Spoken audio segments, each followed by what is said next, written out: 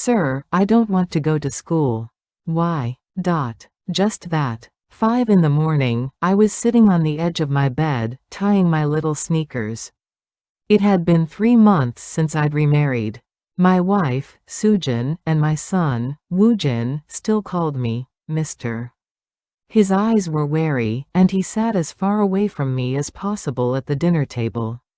My hands were cautious. I was afraid that if I got too close, he'd push me away, that if I moved too far, he'd close his heart forever. I could still picture Woojin curled up in the corner at our wedding. Every time guests came near to congratulate him, he grew smaller. My coworkers told me, "You're not raising someone else's child. It's easier to live alone. Even if you remarry, avoid women with children." I shook my head as I listened to them. But on the other hand, I was also worried. Could I really do this? Would this child accept me? I first met Sujin at the cafe in front of my company.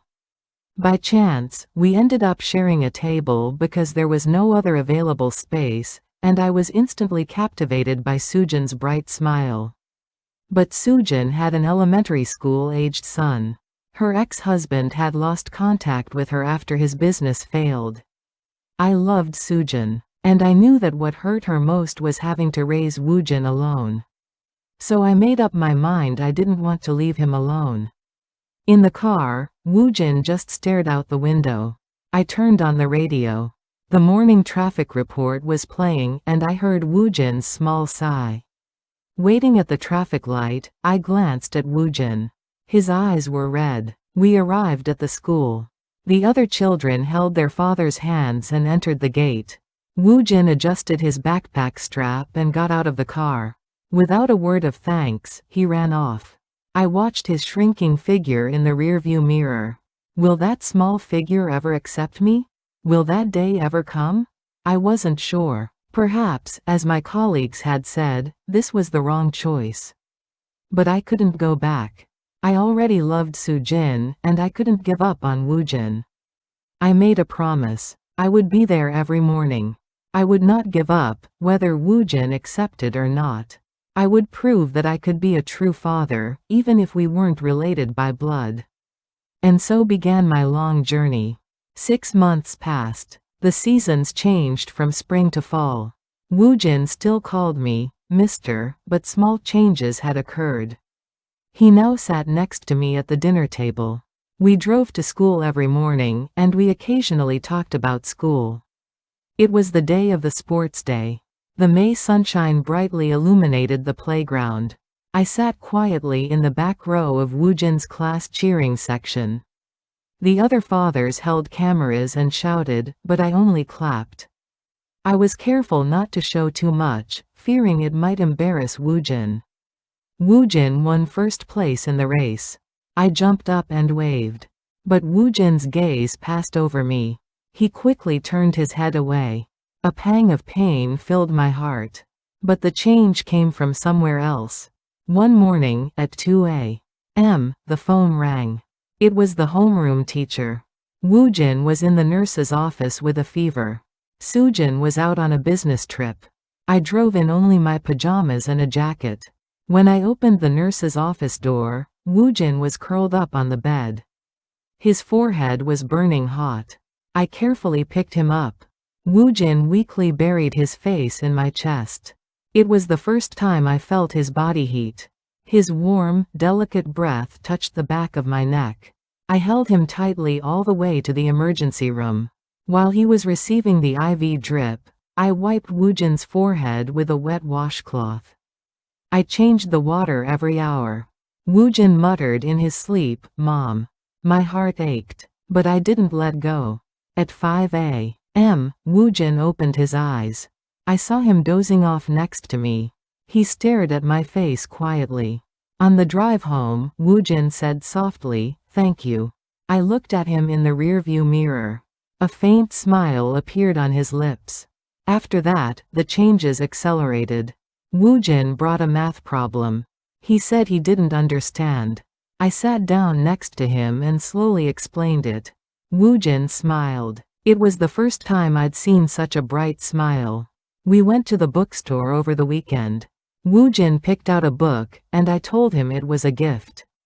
That night, I heard Woojin laughing as he read from his room. For the first time, I felt certain. We could do it. It was middle school entrance ceremony day. It was a cold February morning, but the sun was bright. Woojin stood before the mirror in his new uniform. He awkwardly fiddled with his collar. He tried to tie his tie, but failed. I stood in front of Woojin's door and asked if I could come in. Woojin said yes. I said I'd go in and tie his tie. Woojin obediently raised his head. My hands trembled. It still felt strange to be this close to my child. As I put on my tie, I looked at Woojin. He'd grown so much. He'd grown so much since we first met. His voice had even lowered a little. It was perfect. Woojin looked in the mirror. Thank you. The school playground was filled with parents. They all had cameras. I grabbed mine too. Woojin and Soojin stood at the school gate. As I picked up my camera, Woojin said, "Mister, take a picture too." I was surprised. Really? Woojin nodded. Of course. Soojin accepted the camera and smiled. I stood next to Woojin. Awkwardly, Woojin grabbed my arm. Naturally, the three people in the photo looked like a real family. A few days later, Woojin pulled a school newsletter from his bag. It was a document he had to submit to the school. There was a section for parental contact information. Woojin wrote my number without hesitation. Then he looked at the relationship section. He paused for a moment. Woojin picked up his pen. He wrote, "Dad," clearly and distinctly. I stood there, stunned, for a long time, staring at that handwriting. Time seemed to stop. Woojin drank some water as if nothing had happened. He simply said, "I brought the newsletter." I went into the bathroom. I looked in the mirror. My eyes burned. Tears welled up. I couldn't stop them. I placed my hands on the sink and cried for a long time. They were tears of joy. Tears of relief. Dad. That one word. The words I'd wanted to hear my whole life. The words I believed I could hear even without a drop of blood. The words Woojin had given me as a gift. I looked at myself in the mirror. I was a real dad now. That evening, Soojin saw the letter. Seeing "Dad" in the relationship column, she froze for a moment. Then she hugged Woojin. Woojin smiled awkwardly. "Just," she simply said. But I knew how much that one word meant. How much courage Woojin had shown. How long I could endure with that one word. 3 years passed. Woojin was now a high school student. His voice had completely changed, and his height was close to mine. He naturally called me Dad. He greeted me when he woke up in the morning, and in the evening, we talked about school. On weekends, we went to the movies together. I felt every day how precious this peaceful routine was. One Saturday morning, Woojin came into the living room. I was reading the newspaper. Woojin said, "Dad, the school festival is next week. Can you come?" "Of course. What are you performing?" Woojin said he was in a band. He played guitar with his friends. I was surprised. "Guitar? When did you start learning?" "Since last year. We practiced secretly." I was proud. "I'll definitely go." On the day of the festival, the school auditorium was crowded with students and parents. Soojin and I sat in the middle. The lights came up on the stage. Woojin came out with his guitar. My heart pounded. Soojin took my hand. The music started. Woojin's fingers moved across the strings. There were some awkward parts, but he played with all his heart. The auditorium was filled with music.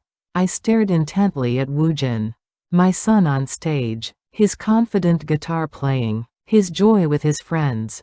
My eyes welled up with tears. This child has grown so much. This child has become so happy. The performance ended and applause erupted. I clapped louder than anyone else. Woojin came down from the stage. His friends greeted their parents. Woojin came to me and Soojin. He introduced his friends. "This is my dad," he said naturally. My heart swelled. In the evening, we went to a pork belly restaurant. It was Woojin's favorite. I grilled the meat. Woojin prepared the lettuce. Soojin prepared the side dishes. It was perfect teamwork. As we ate, Woojin said, "I'm having trouble deciding where to go to college.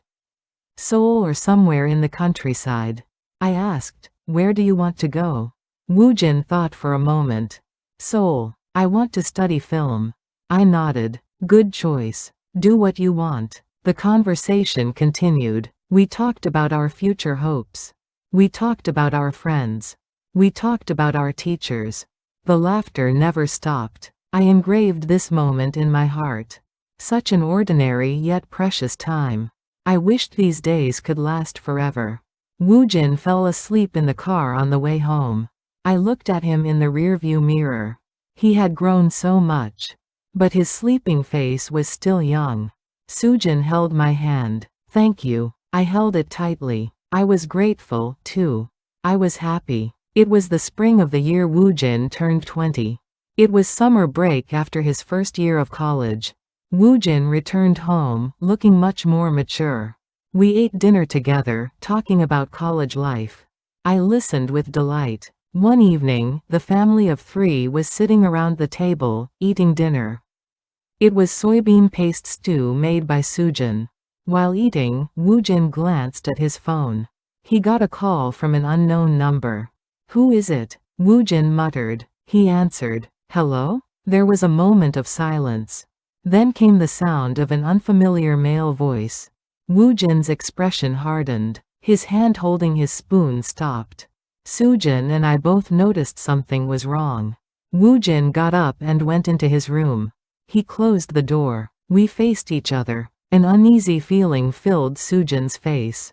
Soojin's face turned pale. 10 minutes later, Woojin came out.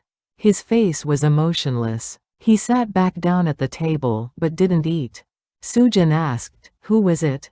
Woojin was silent for a moment, then answered, "My biological father." The dinner table fell silent. My heart raced. A few days later, Woojin went to see his biological father. We talked for 2 hours at a cafe. His father said his business had stabilized. He said he would now take Woojin in and raise him. He would be a proper father. Woojin returned home and went into his room. He didn't even eat dinner. I lingered at the door, but I couldn't knock. Soojin hugged me. We both cried. A week passed. Woojin continued to worry. Even when he ate, even when he watched TV. He had a blank expression. I waited. I didn't rush him. I wanted to respect his choice. One evening, Woojin came into the living room. Soojin and I were sitting on the sofa. Woojin stood in front of me. I took a deep breath. And then I said, "I'm going to try living with my biological father." The world seemed to stop. Soojin sobbed. I nodded. I simply said, "Okay," my voice trembling. I wanted to hold on. I begged him not to go. But I couldn't. What right did I, not even a drop of blood related to me, have to hold on to a child? The biological father had returned. A real father. I didn't think I was worthy. I'd just been by his side for 10 years. Woojin said, "I'm sorry." I shook my head. "You don't have to be sorry. It's your life. You choose." Woojin cried. I wanted to cry too. But I held it back. I thought I had to be strong in front of Woojin. The morning of the move was chilly. I woke up early. I couldn't sleep. The breakfast table was quiet. I shook Woojin's hand at the front door. "Thank you. For all this time. Take care." That was all. No more words came out. Woojin bowed his head and went out the door. I watched him get into the car through the window. The car turned the corner and disappeared. I collapsed on the sofa. It felt empty. 2 years passed. Woojin occasionally sent me texts. Saying he was doing well. Talking about college life. Talking about friends. Short greetings. I replied. Always simple: be well. Stay healthy. Study hard. I couldn't write anymore. There were no phone calls. Woojin didn't come even during holidays. He stayed with his biological father. I occasionally checked Woojin's social media. He looked happy. Pictures of him smiling with friends. Pictures of college festivals. Pictures of delicious food. I consoled myself that that was enough. But a part of my heart still ached. Soojin missed Woojin terribly. Every night, she looked at Woojin's pictures. She told me she missed him. I missed him too, but I couldn't contact him. I didn't want to disturb Woojin's new life. A few days passed. The house was quiet. Woojin's room was closed. I never opened it. I felt like it would crumble if I did. Soojin was the same. The two of us were speechless. I went to work. I worked. But I couldn't concentrate. I kept thinking about Woojin. Every morning, I'd take him to school. The days I cheered him on at the sports day. The nights I nursed him all night. All the memories came flooding back. Coming home in the evenings was even harder. The dining table without Woojin. The living room without Woojin.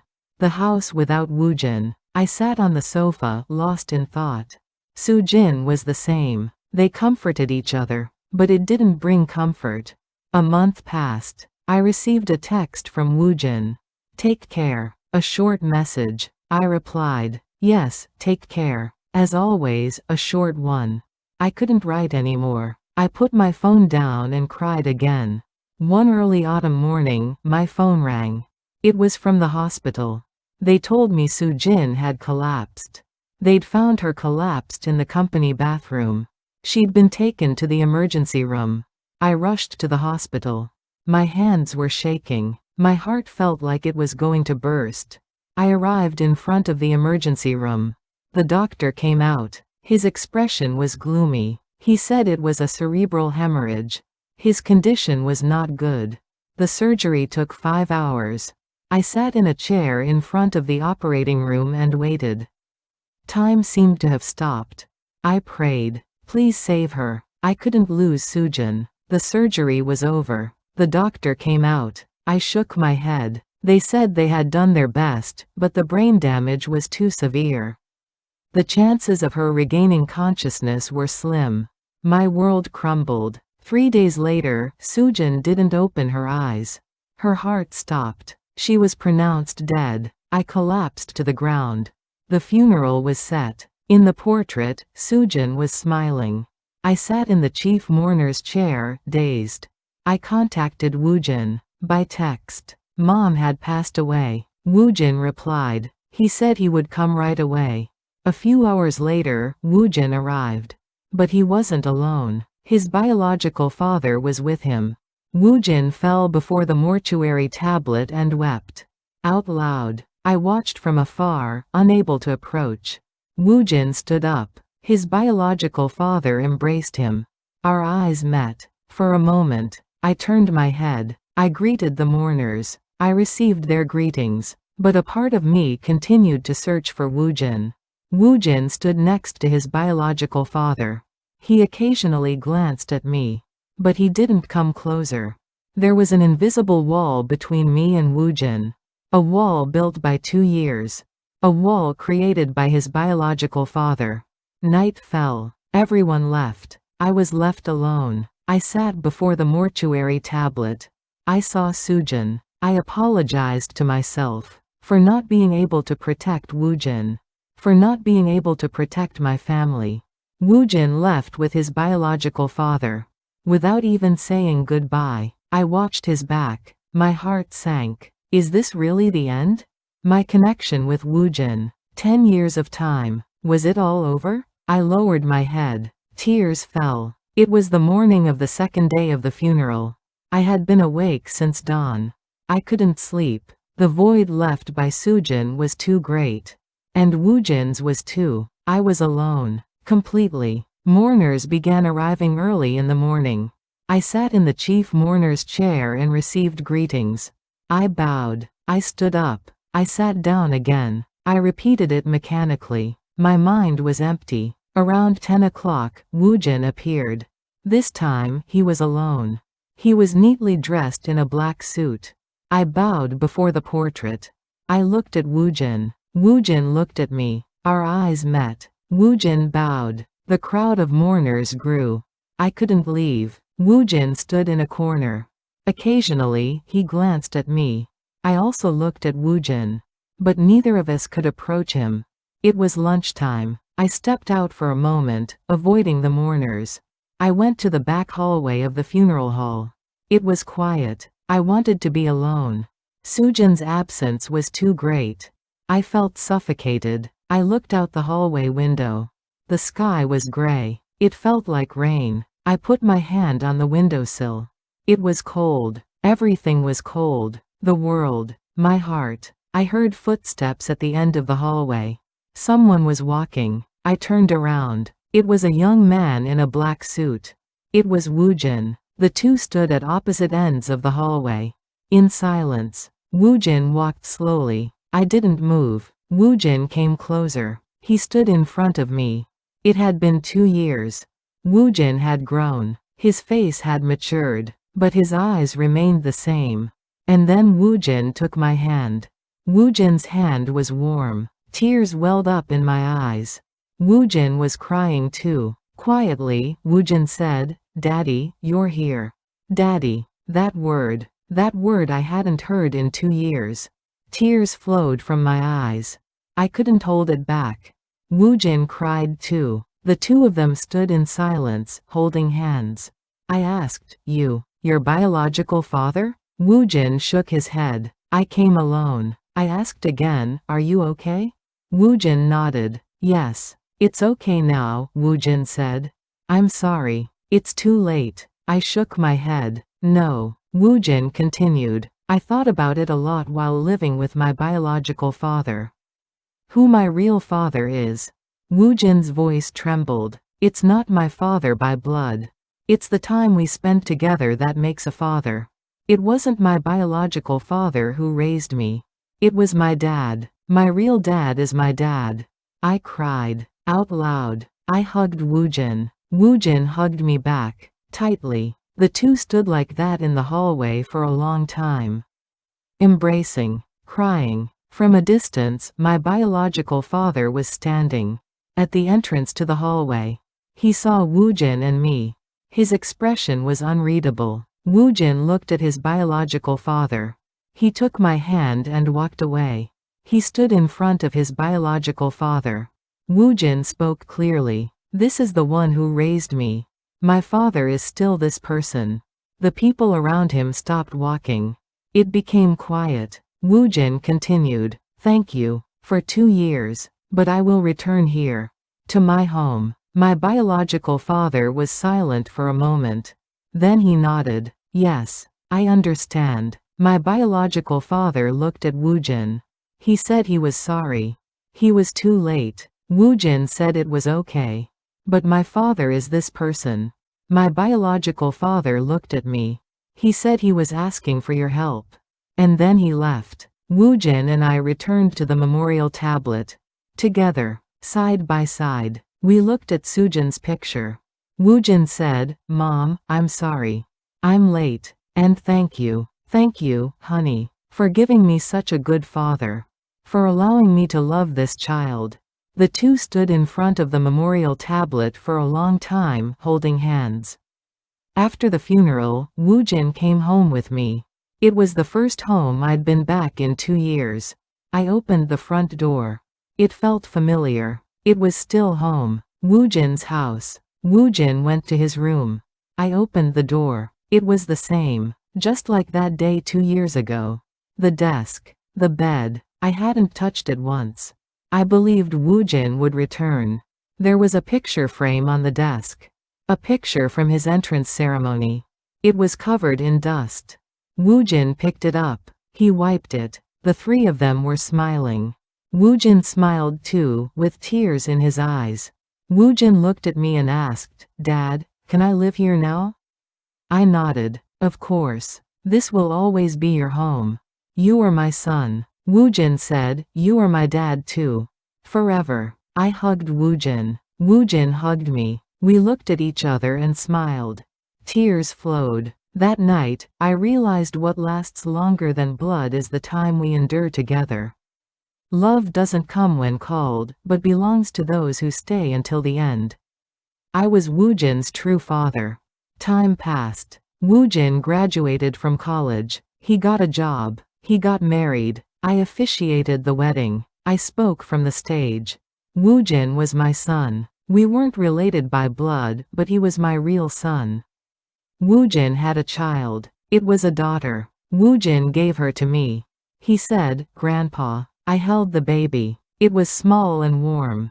Tears welled up. Tears of happiness. One day, Woojin asked, "Dad, do you have any regrets about raising a child like me?" I shook my head. Not once. "You are the best gift in my life," Woojin said. "Me too, Dad. You are the best gift in my life." They smiled, with their granddaughter between them. They were family. A real family. I thought. That choice was the right one. Marrying Soo Jin. Accepting Woo Jin. Staying with him until the end without giving up. Every choice was right. It lasted longer than blood. Those were the times we spent together. The days we persevered for each other. The moments we loved without giving up. I was grateful for all of that. And we lived happily ever after. Subscribe and like to receive good luck.